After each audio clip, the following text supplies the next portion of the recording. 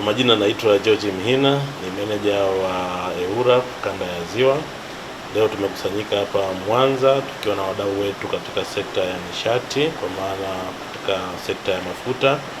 Lengo kubwa ni kupeana elimu namna bora ya udhibiti wa huduma za mafuta kwa mkoa wetu wa Mwanza na kwa kanda hii ya Ziwa.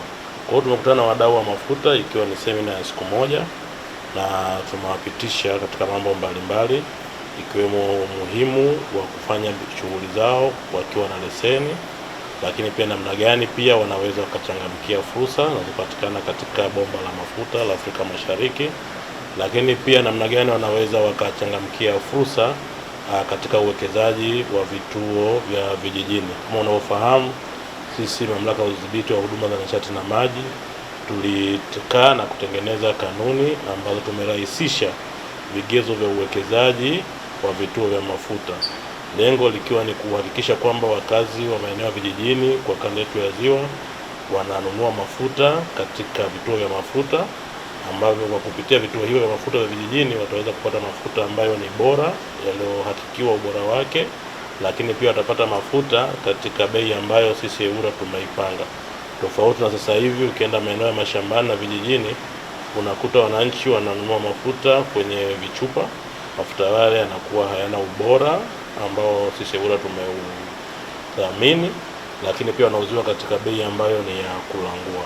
Sema fursa ni nyingi. Kwa mfano tukianzia na ule mradi wa mafuta wa Afrika Mashariki, kama unavyofahamu, mradi ule unapita katika mikoa 8 na kwa kanda hii ya Ziwa unapita katika mikoa ya Kagera na mkoa wa Geita. Kwa hiyo kuna fursa mbalimbali. Kuna fursa aidha za kupeleka bidhaa kule, kwa maana kama una kampuni yako ya mafuta unaweza ukaenda kuuza mafuta kule, lakini pia fursa nyinginezo. Lakini vile vile tunasema sasa hivi kwa kanda hii ya Ziwa kuna maeneo mengi ambayo ni center za kibiashara, kuna maeneo ya kiuvuvi, kuna maeneo ya migodi, lakini kuna maeneo ya sekta ya usafirishaji kama hizo bodaboda na taxi.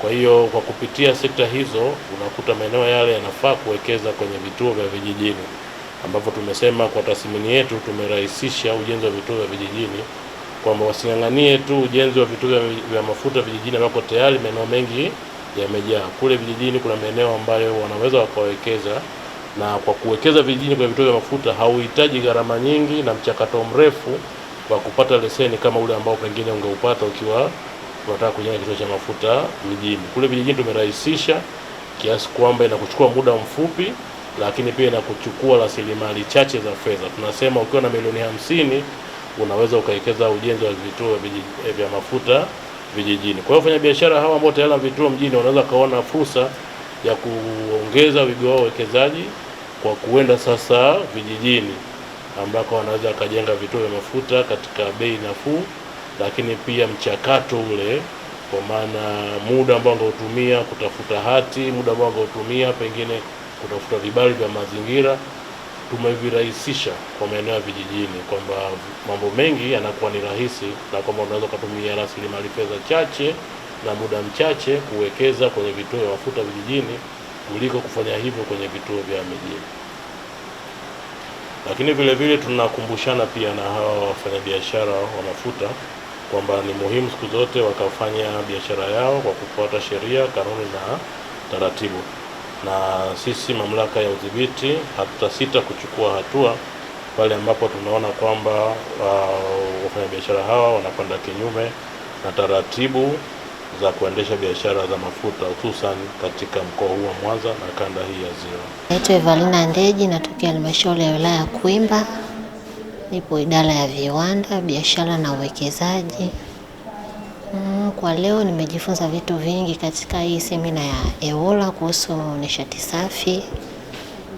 Umetoa vitu vingi, elimu kuhusu jinsi ya kutumia mafuta yaliyo bora, yaliyopimwa, kuhusu nishati safi, jinsi ya kutumia. Kwa majina naitwa Johannes Mkashaga. Mimi ni afisa masoko katika kampuni ya Kayonza Limited ambayo inahusiana na nishati safi, uuzaji wa gesi. Leo tuko katika mkutano wa EWURA kuja kupewa elimu kuhusu matumizi ya nishati safi, uelewa yake na process zake zote. Sana sana na hizo project malengo yake yalikuwa ni kila mtu apate gesi, wote apate gesi, awe na kuachana na nishati mbovu, watumie nishati safi kwa ajili ya kutunza mazingira. Mafanikio yake yakoje? Afya yake kwa sasa yako vizuri, kuna uitikio mkubwa, bado watu wana uitikio mkubwa, na tunaendelea kushirikiana na serikali na kampuni kufikia hayo malengo. Tunachopendekeza kwa EWURA ni kuzidi